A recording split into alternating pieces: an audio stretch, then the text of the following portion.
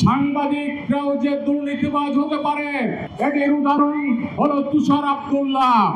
আমাদের চারজন ভাইকে যখন তারা রাস্তায় নামিয়েছে তখন আমরা এই তুষার আব্দুল্লাহর অট্টালিকা বাড়ির ছবি পাই, ভিডিও পাই।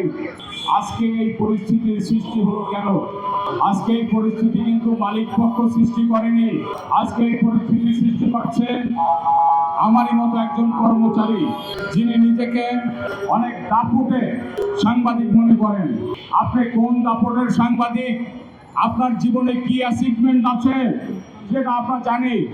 আপনার জীবনে তেল মারা ছাড়া, মালিক পক্ষের তোষামত করা ছাড়া, আর ফ্যাসিস্ট হাসিনা সরকারের পদলেহন ছাড়া আর কোনো অর্জন আপনার জীবনে নেই।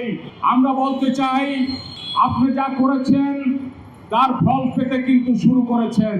আপনি যদি আমার চারটি ভাইয়ের চাকরিচ্যুত না করতেন, তাদেরকে অফিসে ঢুকতে বাধা না দিতেন, তাহলে আজকে যে আপনি সম্পদের পাহাড় করেছেন, সেই সম্পদের পাহাড় কিন্তু এত জনসম্মুখে আসতো না।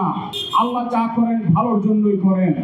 সাংবাদিকরাও যে দুর্নীতিবাজ হতে পারে এর উদাহরণ হলো তুষার আব্দুল্লাহ।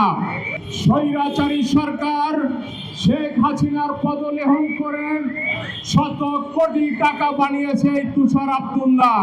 আমরা কিন্তু এতদিন জানতাম না।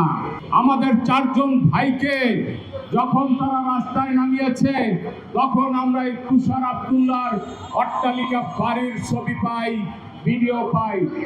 এখন টেলিভিশন প্রতি মাসে লস দিচ্ছে, অথচ এখন টেলিভিশন থেকে তুষার আব্দুল্লাহ প্রতি মাসে 10 লাখ টাকার উপরে নাকি বেতন নেয়। এটা আমাদের জন্য দুঃখজনক এই কারণে, উনি 10 লাখ টাকা বেতন নেন ঠিক আছে, কিন্তু আমার সাংবাদিক বন্ধুরা এখানে যারা চাকরি করেন তাদের যদি ন্যূনতম রুজির বেতনটা উনি দিতেন তাহলে আমাদের কোনো আফসোস থাকতো না। কিন্তু আফসোসের বিষয় হচ্ছে এখানে যারা চাকরি করেন তাদের কিন্তু দিন আনতে পান্তা ফুরায়।